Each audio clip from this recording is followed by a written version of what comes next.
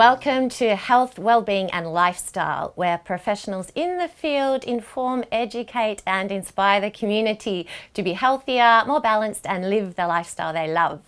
Today we have Heather Belle Murphy in the studio, a health, life and love coach, and we'll be talking about healing your trauma through self-love.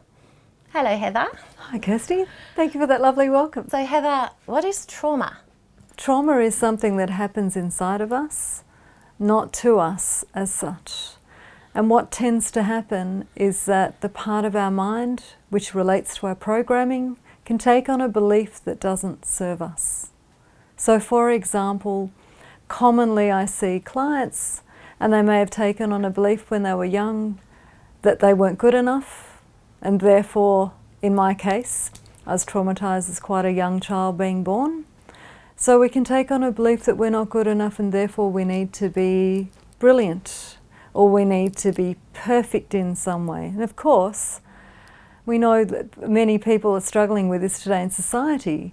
Where they're suffering, there's a lot of anxiousness and a lot of anxiety and even depression out there. Or that people may be seemingly very successful on the outside, but they struggle inside with feeling less than okay about themselves. And how would you go about helping someone heal? I would say that healing through self-love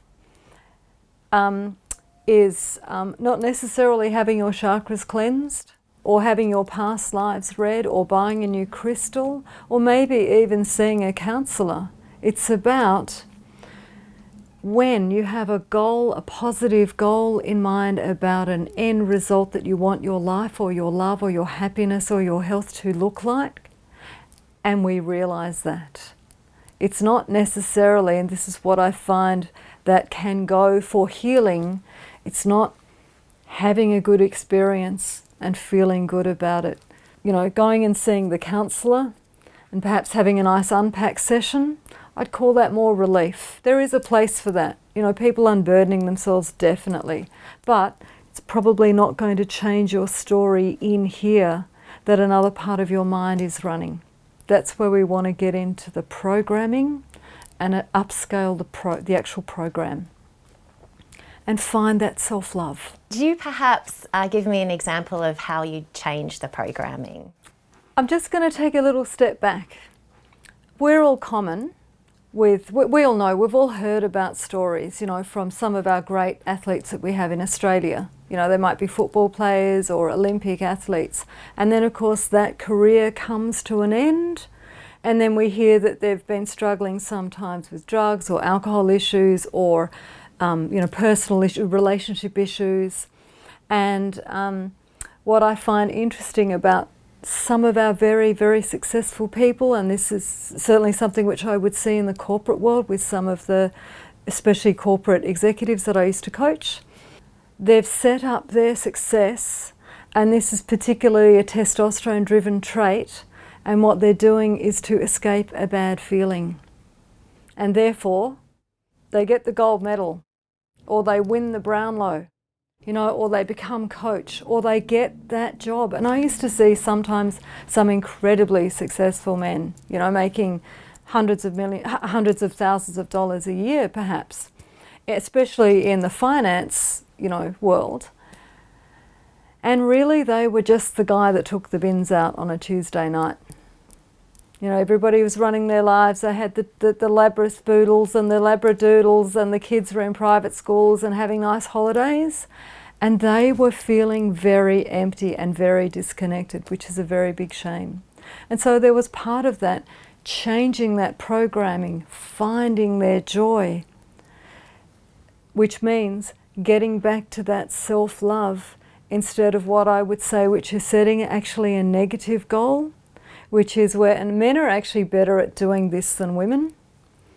It's more of a testosterone-led skill that they have, where they will set a goal, but it's actually negative and it's really to escape. It's a bit like Mark Zuckerberg setting up Facebook, being the world's greatest nerd. Nerdy, you couldn't get a nerdier nerd than Mark Zuckerberg. Same thing.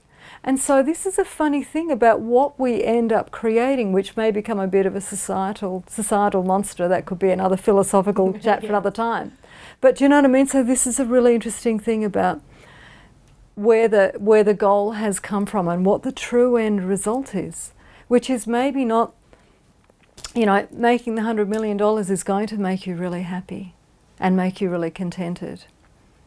So healing for me is when we set a great result and we move along that, and we probably need to do a bit of reprogramming here so that we trot along towards that really happy, positive result where hopefully it's going to make a lot of people happy and feel connected. Rather than just, hey, I've made another $10 million, aren't I really great? But inside, it's cost me. I think we're actually ready. This is a great topic for now, because we're probably realizing that this paradigm that we're in currently, that the world is in, isn't such a great one for the future of the planet. Do you have any tips for any of our viewers? I certainly do. A great place to start is perhaps to reconnect with things that gave you joy when you were a child. And it may be something as silly as sticking things down on paper, you know, or cooking, you know, or just, you know, exploring that hobby, that, you know, being a modeler or something. Find the joy that you had when you're a child and make sure that you're bringing that joy into your everyday existence, or at least weekly existence. If you've got some bumpy experiences that you know need to be resolved, look for a great mentor. Look for a great therapist, mentor or doctor. And I think this is also a really great time, because I'm now meeting a lot of GPs and they are realizing that there are other therapies available to people that of course complement making sure that they have a good mental health plan, but are complementary. And I always encourage clients that they always, you know, keep checking in with their doctors, or if they're seeing perhaps a psychologist, to keep checking in with them, to make sure that we're all working towards the same goal. It's not an exclusion thing. And third great tip, look for the joy in life. Definitely go out there. You've got my full permission. Everybody does. All my beautiful, brave clients to come and see me. Find your joy, whatever it is that means. Thanks, Heather. They were great tips. And if you want more information on how to heal your trauma through self-love with the help of Heather Belle Murphy, you can find her webpage on our website, healthwellbeingandlifestyle.com.au. We're going to a break, but stay tuned for another fascinating guest and very interesting topic. Stay tuned. After the break, holistic coach Steve Hall is talking about identity and uniqueness.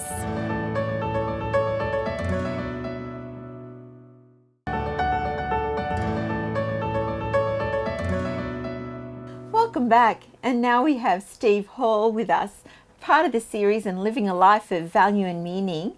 And next he's talking to us this time about identity and uniqueness. Steve, what is identity? Well, it's many things, Linda. Some people, when you ask them, what's your identity, they might think that you're talking about, you know, their passport or their license. They might show you, you know, who they're told that they are. But it's way more than that. Like, we've got many identities. You could have an identity as being a parent. You could have an identity as what you do at work, or your different roles in life. We've got many identities. And it's not really who we are. Identities are the things that we do, the things that we belong to and perform. So we have many different identities in life.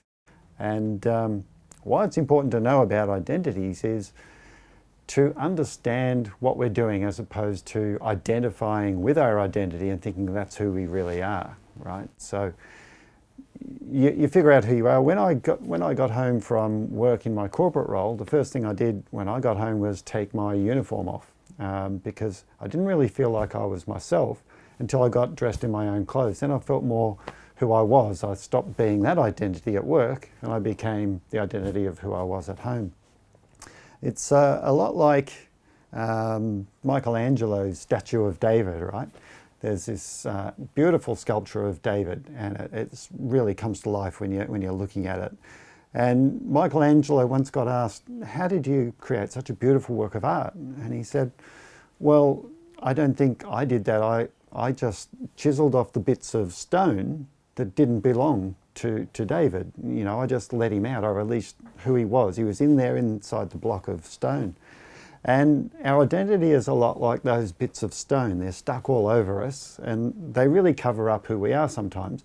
We stop seeing the person in the core, you know, who we truly are, that special uniqueness that we bring, you know, when we are being ourselves. So that now that you've mentioned so why is that important to find that our uniqueness? Yeah, I think it's really important to understand the uniqueness that we have. You know, what makes us special? What do we bring to the world? Because everyone brings something unique that only you can bring. You're being who you can be, and you're releasing that special thing that's inside yourself so that other people can see you as well. And that's what other people see and connect with. We don't really connect with what people do and the different identities they're performing so much as the person. But inside our own head, sometimes we get caught up with being the identity in life and we lose track of who we really are. And some people still to this day won't know what we're talking about in this subject. Well, I know who I am. I look in the mirror, there I am. No, it's something deeper than that. It's the sense of belonging and the sense of who am I really? You know, like how would you describe yourself to somebody else? Normally when you ask a person that question, they'll describe their identities, you know, what they do in life or what they've achieved or what they're worth. They don't really describe who they are. And it's a really difficult question to answer when you start thinking about it. You know, who am I really? It's such an important question because if you really want to find out what your purpose is in life, how to live the best life that you can possibly live, really need to understand who you truly are in the core of you, or otherwise you don't have a beginning or a starting point. You know, you'll be sort of lost. You'll be living a life that's not authentic. So you mentioned purpose. That's a valid point. So the purpose, what would you say that meant for someone as part of that uniqueness? Yeah, purpose is aligned with your uniqueness, definitely, because when you understand that special bit that you bring to the world that they see, when you connect with that, and that's where you can extrapolate, you know, from that you can imagine, well, how can I really bring this to life? And what do I love doing to bring that specialness to life? And that creates purpose in everything we do. And it's a bit like, you know, we're talking about identity and uniqueness. Well, you can bring your uniqueness to your identity, but you can't take your identity to your uniqueness. So what I mean by that is bringing your uniqueness to all those different roles that you have in life, a parent, what you do, etc. When you bring that uniqueness, that special essence of who you truly are, all of a sudden you do all those identities with passion. And it starts meaning something. You know, you start bringing the best of yourself out and putting them in what everyone else sees. And it really escalates your life. It's the beginning of living a truly extraordinary life over just living a life where you're filling the identities, if that makes sense. So what would be some advice that you could give to our viewers as a sort of a first step towards? Yeah, this is good. I'll relate it to, I read a book by Susan Jeffers called Feel the Fear and Do It Anyway. And there was a line in that I highlighted, and it just keeps coming back time and time again when I think about this. And it was, take the sticker off your forehead that says, I want you to like me, and put it on the mirror where it belongs. And that was really deep. I related to that. But still, I could look in the mirror and I could understand what I was meant to see, but the way I found really getting a true picture of who I was to ask people I loved, you know, what do you see? What is it about me that you like? And I tell you what, this is such a good exercise. I recommend it to anyone. When you hear what people actually think of you, it really is quite humbling, but it lifts you up and you start identifying with the good things about yourself rather than consciously putting yourself down for all of the things that you notice that you're doing wrong.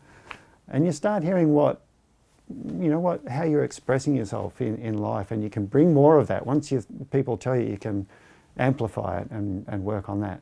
Thanks so much, Steve. Oh, you're welcome, Linda. And we'll be back another time with you talking on another amazing topic. Any more information on Steve Hall and living a life of value and meaning, and particularly with identity and uniqueness, then please go to his webpage on our website, healthwellbeingandlifestyle.com.au, and we'll see you after the break. Stay tuned. After the break, health and wellness expert Dr. Zara Çelik is talking about Turkish hamam ritual.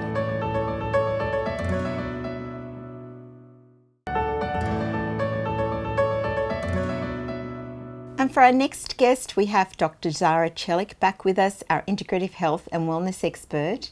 And today she's talking to us about hammam ritual. So welcome, Dr. Zara. Thank you. And what is a hammam? Great question. So a lot of people, I'm sure our viewers will be wondering, what is a hammam?